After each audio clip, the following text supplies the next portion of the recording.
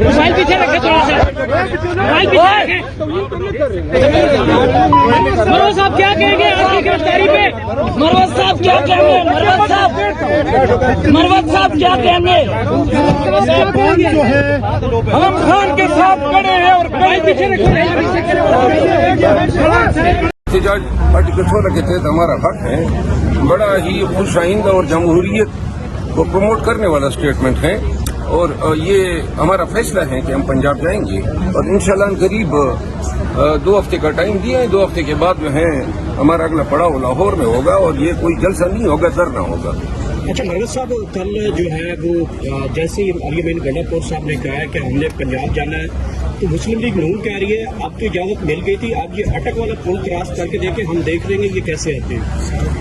چلیں, اگر زبان دھمکی آمیز ہے تو اگر ہم آ گئے تو پھر کیا یہ گاڑی منڈوائیں گے یا مونچے جو ہیں وہ کلین کریں. سر مجھے بتائیے گا کہ علی امین گنڈا نے جو کل جلسے میں صحافیوں کے خلاف زبان استعمال کی ہے, کیا وہ قابل قبول ہے؟ کس طرح سے کسی بھی مطلب یہ ہائی لائٹ انہوں نے نہیں کیا تھا, ان کو کس کے بارے میں بات؟ علی امین خان کا بھی بہت ہی مذاق اڑایا جاتا ہے, تذیق ان کی بھی ہو رہی ہے. ایسے بھی صحافی ہیں میڈیا پہ جو اس دن جب پولیس نے میرے اوپر ریڈ کیا تو جیو کا ایک صحافی جو ہے وہ بتا رہا تھا کہ میں پولیس کو کہہ رہا ہوں مجھے گرفتار کرو. اب یہ صحافت ہے, ایسی صحافت کو تو صحافیوں کو بھی پروٹیکشن نہیں دینی چاہیے, نہ پروٹیکٹ کرنا چاہیے. اور صحافی خود سوچے نا, میں 12 دن یا 14 دن ہو گئے ہیں کہ مجھے میڈیا پہ بین کیا ہے. غیر قانونی فعل ہیں. اگر میڈیا اتنا آزاد ہے, ضمیر کی آواز پہ لبیک کہتا ہے, تو کوئی چینل مجھے کیوں نہیں دکھاتا ہے؟ ایک شادیب خانزادہ نے مجھے لیا, اس میں جرت تھی. باقی ایسے کئی جفادری صحافی ہیں جنہوں نے مجھے انوائٹ کیا تھا اپنے شوز میں, لیکن انہوں نے, اور میں ان کا نام ان کے احترام کی وجہ سے نہیں لیتا ہوں. تو یہ صحافیوں کا یہ بھی تو کام ہے نا. ابھی اسلام آباد جلسے کے حوالے سے پورا میڈیا جو لگا ہوا تھا اور جو جھوٹ کہہ رہا تھا, اور ساری کوشش اسی پہ تھی کہ جلسے کو جلسی ثابت کرے, جبکہ یہ پاکستان کی تاریخ کے سب سے بڑے جلسوں میں سے ایک جلسہ. ہم اس سے متفق ہے. ایک چیز یہ ہے کہ یہ انٹرنیشنلی جلسہ دیکھا جا رہا تھا, انٹرنیشنلی جرنلسٹ جو پاکستان کا اس کا کیا امیج ہے؟ ہمارے یہ امیج جو ہے, دیکھیں اگر سیاستدانوں کا امیج خراب ہے تو صحافی بھی کوئی مطلب یہ ہے کہ اپنے اندر وہ بھی ذرا اصلاح لائیں.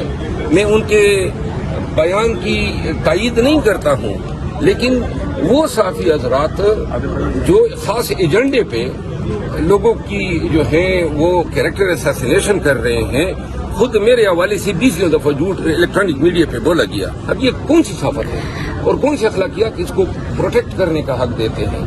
ہاں البتہ بحیثیت کمیونٹی, پوری جرنلسٹ کمیونٹی یا میڈیا کمیونٹی جو ہے, اس کو ہم مورد الزام نہیں ٹھہرا سکتے. ہمارے لیے واجب الاحترام ہے, لیکن ساتھ ہی ساتھ یہ نہیں ہے کہ اگر علی امین خان نے اپنا غصے کا اظہار ان صحافیوں کے لیے کیا جو روزانہ میڈیا پہ بیٹھ کے اس کی تصدیق کر رہے ہوتے ہیں, کوئی ان کو بھی تو روکے نا, کوئی ان سے بھی یہ کہے نا کہ مہربانی کریں. یہ جو اس کے لہجے کا مذاق اڑایا جاتا ہے, اس کی لینگویج کا مذاق اڑایا جاتا ہے, بھائی وہ اس کے بولنے کا انداز بیان اور اسلوب بھی یہی ہے.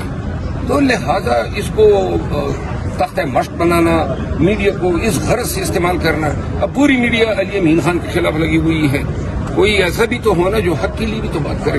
علی امین کو معافی مانگنی چاہیے جن کی بھی آزادی ہوئی نہیں ہے, آپ کہہ رہے تمام صحافی ایسے پوری کمیونٹی کا. سر بہتر یہ ہوتا ہے کہ آئندہ سے جس سے شکوہ ہو اس کا نام لے کے اس پہ کوئی ایڈریس کیا. اچھا مروت صاحب, جو آپ نے کل جلسہ کیا اس کے حوالے سے پولیس کی جانب سے ایک استغاثہ تیار کیا جا رہا ہے اور FIR درج کی جا رہی ہے.